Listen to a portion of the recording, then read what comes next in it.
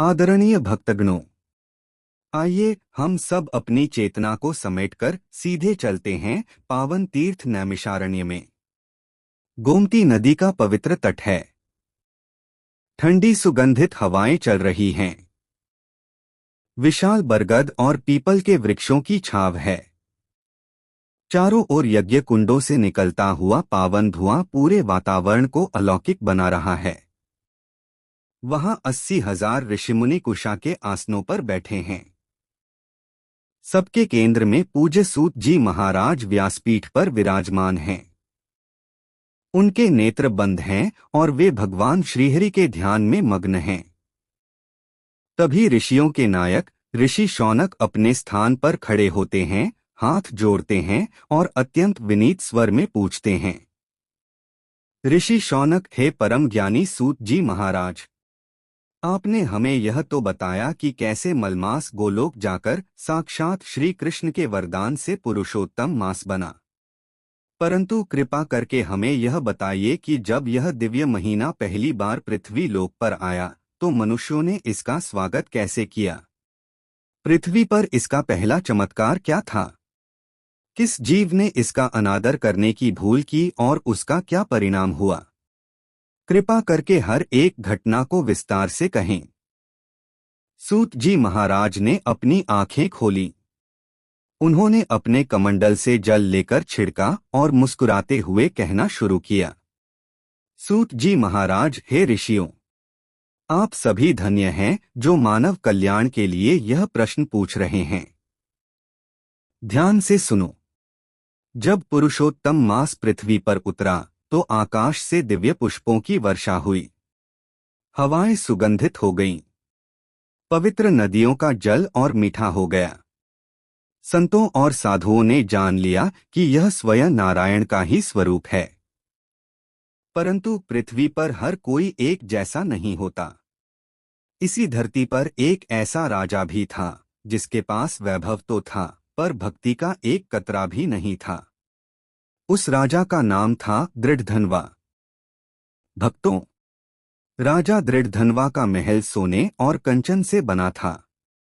रत्नों से जड़े खंभे, मखमली कालीन और चारों ओर चापलूसी करने वाले मंत्रियों की फौज थी। राजा अपने ऊंचे सिंहासन पर बैठा था। उसके माथे पर मुकुट था, पर उसकी आंखों में केवल सत्ता और शक्ति का नशा था।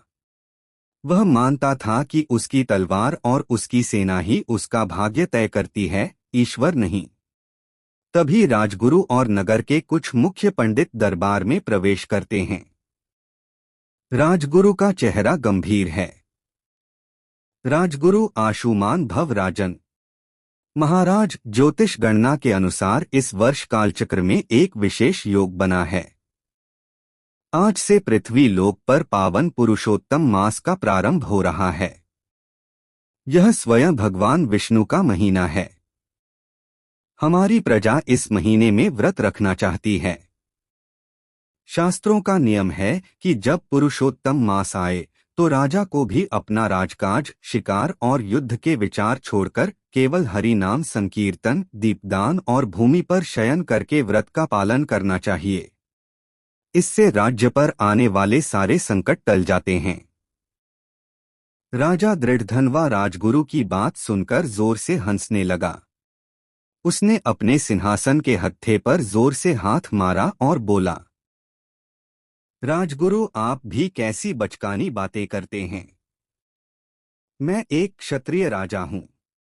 मेरा धर्म है सीमा का विस्तार करना, युद्ध लड़ना और दुश्मनों का रक्त बहाना। मैं इन भिक्षुओं की तरह जमीन पर सोकर भूखा रहकर अपना समय नष्ट नहीं करूंगा। कौन पुरुषोत्तम? कैसा अधिक मास? जो महीना खुद भूखा रहने को कहे वह पवित्र कैसे हो सकता है।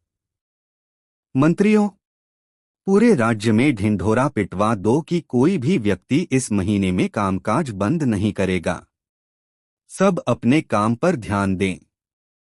मुझे किसी व्रत की आवश्यकता नहीं है। राजगुरु ने गहरी सांस ली, अपनी आंखें नीची की और बिना कुछ बोले दरबार से बाहर चले गए। वे जानते थे कि विनाशकाले विपरीत बुद्धि। राजा ने साक्षात भगवान के महीने का उपहास उड़ाया था। अगले ही दिन पुरुषोत्तम मास के पहले ही सूर्योदय पर राजा दृढ़धनवा ने अपने अहंकार को दिखाने के लिए शिकार पर जाने का निर्णय लिया। वह अपने सबसे तेज घोड़ों और सैनिकों को लेकर जंगल की ओर चल पड़ा। दोपहर का समय था। तभी राजा को झाड़ियों के पीछे एक अत्यंत विलक्षण हिरण दिखाई दिया। उस हिरण की त्वचा सोने की तरह चमक रही थी और उसकी आंखें नीलमणि जैसी थीं। वह साधारण हिरण नहीं था, वह पुरुषोत्तम मास की माया का रूप था। राजा दृढ़धनवा, इतना सुंदर हिरण मैंने आज तक नहीं देखा। सैनिकों, कोई इस पर तीर नहीं चलाएगा, इसे मैं स्वयं जीवित पकड़ूंगा। राजा ने अपने घोड़े को दौड़ा दिया। हिरण इतनी तेजी से भागा मानो वह हवा में उड़ रहा हो। राजा उसके पीछे पीछे जंगल के भीतर और भीतर जाता गया। पेड़ घने होते गए, रास्ता संकरा होता गया।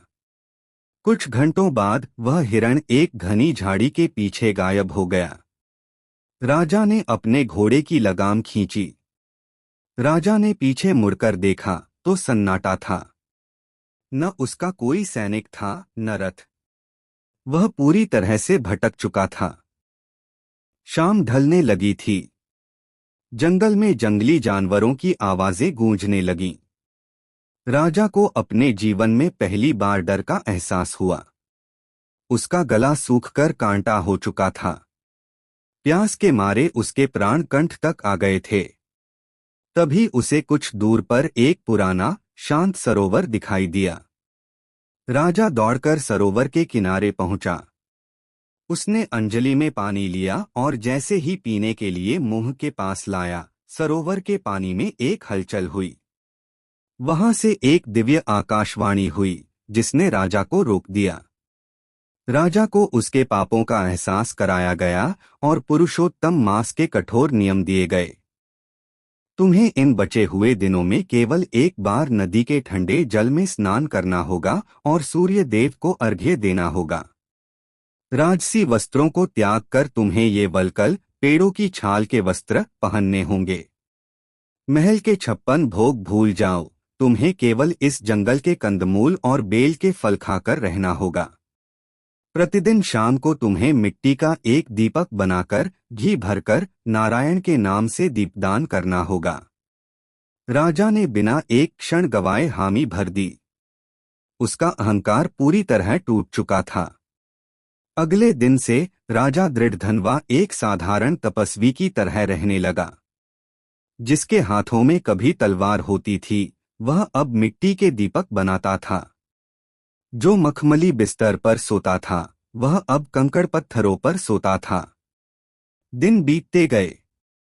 राजा का शरीर कमजोर हो गया, लेकिन उसके चेहरे पर एक अनोखी शांति आने लगी। वह हर समय ओम नमो नारायणाय का जाप करता रहता। जब पुरुषोत्तम मास का आखिरी दिन आया, तो राजा ने नदी में 33 बार डुबकी लगाई और भगवान से अपने अपराधों की भीख मांगी। तभी आकाश का रंग बदल गया। हवा में शंख की ध्वनि गूंज उठी। भगवान विष्णु स्वयं अपने गरुड़ पर सवार होकर प्रकट हुए। भगवान ने मुस्कुराकर कहा, राजन, तुम्हारी तपस्या और पश्चाताप से मैं प्रसन्न हूं। तुम्हारा राज्य तुम्हें वापस मिलेगा और अंत समय में तुम मेरे धाम आओगे। सूत जी महाराज कहते हैं, हे ऋषियों, यह तो थी राजा की कथा। अब सुनो उस अलौकिक लीला को जो स्वयं वैकुंठ धाम में घटित हो रही थी। वैकुंठ धाम, जहां सदा उत्सव का माहौल रहता था, वहां अजीब सा सन्नाटा पसरा हुआ था। इसका कारण यह था कि जब से पृथ्वी पर पुरुषोत्तम मास शुरू हुआ था, भगवान नारायण पूरी तरह से पृथ्वी के भक्तों की पुकार सुनने में व्यस्त थे। इसी वैकुंठ के एक कोने में माता लक्ष्मी का ही स्वरूप, माता तुलसी वृंदा का एक दिव्य उपवन था। भगवान विष्णु को तुलसी के पत्ते इतने प्रिय हैं कि वे उनके बिना किसी भी सोने चांदी के बर्तन में रखा भोग भी स्वीकार नहीं करते। तुलसी माता अपने दिव्य रूप में बैठी थीं। उनका मुख पीला पड़ गया था। उनकी आंखें वैकुंठ के द्वार की ओर टकटकी लगाए देख रही थीं कि कब उनके स्वामी आएंगे। कई दिन बीत चुके थे, प्रभु ने आकर तुलसी माता से एक शब्द भी नहीं कहा था।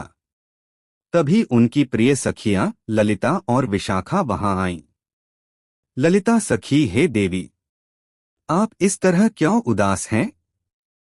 आप तो त्रिलोकीनाथ की सबसे प्रिय हैं। फिर आपके इन नेत्रों में अश्रु क्यों? तुलसी माता, थे सखी, तुम नहीं समझोगी।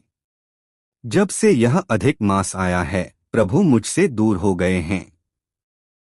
वे दिन रात केवल उन्हीं भक्तों के ध्यान में रहते हैं जो पृथ्वी पर कथा सुन रहे हैं या दीपदान कर रहे हैं। क्या प्रभु मुझे भूल गए? विशाखा सखी, देवी, ऐसा नहीं है। पुरुषोत्तम मास स्वयं भगवान का ही स्वरूप है। यदि आप प्रभु का वही पुराना प्रेम दोबारा पाना चाहती हैं, तो आपको भी इस पुरुषोत्तम मास के नियमों के अंतर्गत पृथ्वी के समान ही कठोर व्रत करना होगा। तुलसी माता ने अपने आंसू पोंछे। उनकी आंखों में एक नया संकल्प चमक उठा। तुलसी माता, यदि मेरे स्वामी को पुरुषोत्तम मास का नियम प्रिय है, तो मैं भी उसी नियम के रंग में रंग जाऊंगी। मैं दिखाऊंगी कि एक दासी का अपने प्रभु के प्रति प्रेम कितना अगाध होता है। माता तुलसी ने वैकुंठ से उतरकर पृथ्वी पर जहां गंगा और यमुना का पवित्र संगम होता है, वहां एक एकांत स्थान चुना। उन्होंने मिट्टी से एक अत्यंत सुंदर वेदी बनाई और साक्षात श्रीहरि के नारायण स्वरूप का चित्र स्थापित किया। तुलसी माता का अखंड संकल्प, मैं पूरे 30 दिनों तक अन्न का एक दाना भी ग्रहण नहीं करूंगी। हर रात मैं आकाश की ओर मुख करके एक विशेष आकाशदीप जलाऊंगी, जिसकी लौ कभी बुझनी नहीं चाहिए। मैं अपने होठों से केवल और केवल पुरुषोत्तमाय नमः का जाप करूंगी। व्रत के 20 दिन बीत चुके थे। माता तुलसी की तपस्या इतनी उग्र हो गई कि स्वर्ग के राजा इंद्र का सिंहासन हिल गया। भगवान विष्णु ने सोचा कि क्यों न तुलसी के इस प्रेम की अंतिम सीमा को देखा जाए। अचानक रात के तीसरे प्रहर में मौसम बदल गया। आसमान में काले बादल छा गए। बिजली कड़कने लगी। भयंकर बर्फीली हवाएं चलने लगीं। गंगा नदी में विशाल लहरें उठने लगीं, जो माता तुलसी की वेदी की ओर बढ़ने लगीं। सबसे बड़ा संकट यह था कि माता तुलसी का जो अखंड दीपक था, वह तेज हवा के झोंकों से बुझने ही वाला था। तुलसी माता ने अपनी आंखें खोलीं। उन्होंने बिना सोचे समझे अपने दोनों कोमल हाथों को फैलाया और दीपक के चारों ओर एक दीवार की तरह खड़ी हो गईं। हवा के थपेड़ों से उनके हाथों से रक्त की बूंदें टपकने लगीं, लेकिन उनके चेहरे पर प्रभु के प्रति अटूट निष्ठा थी। तुलसी माता चीखकर हवाओं से कहती हैं, हे पवन देव, हे वरुण देव, तुम अपनी पूरी शक्ति लगा लो। तुम मेरे इस शरीर को नष्ट कर सकते हो, लेकिन जब तक मेरे इस शरीर में प्राण का एक भी अंश है, मैं अपने प्रभु के नाम का यह दीपक बुझने नहीं दूंगी। यह दीपक मेरी भक्ति का प्रतीक है। तूफान और तेज हो गया। तभी झाड़ियों के पीछे से लाठी टेकते हुए एक अत्यंत वृद्ध ब्राह्मण बाहर आया। वह कोई और नहीं, स्वयं भगवान श्रीहरि विष्णु भेष बदलकर आए थे। वृद्ध ब्राह्मण, अरे कोई बचाओ, इस तूफान में मैं मर जाऊंगा। हे देवी, तुम कौन हो? इस भयानक रात में तुम एक छोटे से दिए को बचाने के लिए अपने प्राणों को दांव पर क्यों लगा रही हो? क्या तुम पागल हो गई हो? तुलसी माता ने अपनी दिव्य शक्ति से ब्राह्मण के चारों ओर की हवा को शांत कर दिया, पर खुद दिए की रक्षा करती रहीं। तुलसी माता, हे विप्रदेव, आप डरे मत। इस वेदी के पास बैठ जाइए, यहां आपको तूफान नहीं छुएगा। मैं अपने आराध्य भगवान पुरुषोत्तम की साधना कर रही हूं। वृद्ध ब्राह्मण हंसते हुए और उपहास उड़ाते हुए, पुरुषोत्तम, तुम उस महीने की बात कर रही हो जिसे दुनिया मलमास यानी गंदा महीना कहती है। तुम उस नारायण की पूजा कर रही हो जो खुद क्षीर सागर में सोता रहता है और अपने भक्तों को रोता हुआ छोड़ देता है। देखो तुम्हारी क्या हालत हो गई है। छोड़ो यह ढोंग। किसी और देवता की पूजा करो जो तुम्हें तुरंत धन और सुख दे। यह सुनते ही माता तुलसी के कानों में मानो पिघला हुआ सीसा गिर गया। उनका पूरा शरीर क्रोध से कांपने लगा। उन्होंने ब्राह्मण की ओर अपनी उंगली उठाई और कहा, बस कीजिए ब्राह्मण देव, मौन हो जाइए। यदि आप एक वृद्ध और ब्राह्मण न होते तो इसी क्षण मेरी जीभ से निकला हुआ श्राप आपको भस्म कर देता। आप मेरे प्रभु के स्वरूप को क्या जाने। वह जो क्षीर सागर में सोते हैं वे सोते नहीं हैं, वे पूरी सृष्टि के दुखों को अपने भीतर समाहित करते हैं। और यह पुरुषोत्तम मास, यह कोई मलिन महीना नहीं है, यह स्वयं नारायण का हृदय है। मुझे सुख नहीं चाहिए, मुझे धन नहीं चाहिए, मुझे केवल उनके चरणों की धूल चाहिए। यदि आप दोबारा मेरे प्रभु की निंदा करेंगे तो मैं इसी समय गंगा में कूदकर अपने प्राण दे दूंगी, पर आपका यह पाप नहीं सुनूंगी।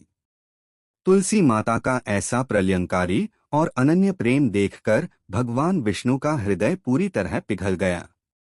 क्षण भर में वह वृद्ध ब्राह्मण गायब हो गया। उसकी जगह एक दिव्य नीलमणि जैसा नीला प्रकाश फैल गया। उस प्रकाश के बीच से साक्षात चतुर्भुजधारी भगवान श्रीहरि प्रकट हुए। उनके 4 हाथों में शंख, चक्र, गदा और पद्म थे। मस्तक पर सूर्य जैसा मुकुट था। जैसे ही भगवान प्रकट हुए पूरा तूफान 1 सेकंड में शांत हो गया। आकाश से देवताओं ने फूलों की वर्षा शुरू कर दी। तुलसी माता घुटनों के बल बैठ गईं और प्रभु के चरणों को अपने आंसुओं से भिगोने लगीं। भगवान श्रीहरि अत्यंत कोमल स्वर में, उठो प्रिय, मेरी ओर देखो। तुम्हारी यह परीक्षा केवल संसार को यह दिखाने के लिए थी कि जब भक्ति और समर्पण एक साथ मिलते हैं तो स्वयं भगवान को भी झुकना पड़ता है। मांगो, आज तुम जो मांगना चाहती हो मांग लो। तुलसी माता हाथ जोड़कर, हे नाथ, मुझे आपसे कुछ नहीं चाहिए। मैं केवल यह चाहती हूँ कि आप कभी मुझे अपने से दूर न करें। इस पुरुषोत्तम मास में आपने अपनी इस तुलसी को क्या स्थान दिया है, बस यही बता दीजिए। भगवान विष्णु ने आगे बढ़कर तुलसी माता को अपने दाहिने भाग में स्थान दिया। उन्होंने अपना शंख बजाया और 3 महावरदान दिए। ए तुलसी, सुनो, आज से इस पूरे ब्रह्मांड में कोई भी मनुष्य मुझे सोने के थाल में 56 भोग क्यों न चढ़ाए, यदि उस भोजन के ऊपर तुम्हारा एक छोटा सा पत्ता तुलसी दल नहीं होगा तो मैं उस भोग की ओर देखूंगा भी नहीं। तुम्हारी स्वीकृति के बिना मुझे कुछ भी स्वीकार नहीं होगा। दरिद्रता का नाश, जो मनुष्य इस पावन महीने में हर शाम को तुम्हारे पौधे के पास गाय के घी का दीपक जलाएगा और मेरी कथा का श्रवण करेगा, उसके घर में 7 पीढ़ियों तक कभी धन की कमी नहीं होगी। माता लक्ष्मी सदा उसके घर में वास करेंगी। परम मोक्ष का मार्ग, इस महीने में जो लोग तुम्हारी सूखी हुई लकड़ियों का चंदन बनाकर मेरे माथे पर लगाएंगे या तुम्हारी लकड़ियों से दीपदान करेंगे, वे अंत में सीधे मेरे वैकुंठ धाम में आएंगे। व्यासपीठ से सूत जी महाराज ऋषियों को देखते हैं और कहते हैं, हे शौनकादि ऋषियों, इस प्रकार माता तुलसी के इस महान त्याग से पुरुषोत्तम मास की महिमा और करोड़ गुना बढ़ गई। मेरे प्यारे श्रोतागणों, यदि आप भी इस पवित्र महीने का पूरा लाभ उठाना चाहते हैं तो शास्त्रों के इन 4 नियमों का पालन अवश्य करें। पहला नियम, तुलसी पत्र अर्पण। हर दिन भगवान विष्णु को तुलसी का पत्ता रखकर भोग लगाएं। इससे कोटि यज्ञों का पुण्य और घर में सुख शांति मिलती है। दूसरा नियम, संध्या दीपदान। शाम को तुलसी के पौधे के पास और आकाश की ओर दीप जलाएं। इससे अकाल मृत्यु से रक्षा होती है और पितरों को स्वर्ग मिलता है। तीसरा नियम, 33 मालपुओं का दान। कांसे के बर्तन में 33 मालपुए रखकर ब्राह्मण या जरूरतमंद को दान दें। इससे संतान सुख की प्राप्ति और वंश की वृद्धि होती है। चौथा नियम कथा श्रवण और कीर्तन। इस पवित्र कथा को पूरा सुनना और दूसरों को सुनाना। इससे 3 जन्मों के अनजाने में किए गए पापों का तुरंत नाश हो जाता है। यह कथा हमें सिखाती है कि चाहे परिस्थितियां कितनी भी कठिन क्यों न हो, यदि हमारा विश्वास माता तुलसी की तरह अडिग है तो स्वयं भगवान विष्णु को हमारे दुखों को दूर करने के लिए आना ही पड़ता है। श्री पुरुषोत्तम मास महात्म्य राजा दृढ़धनवा उद्धार तुलसी माता और श्रीहरि कृपा कथा संपूर्णम। प्रेम से बोलिए पुरुषोत्तम भगवान की जय, माता तुलसी की जय, लक्ष्मी नारायण भगवान की जय।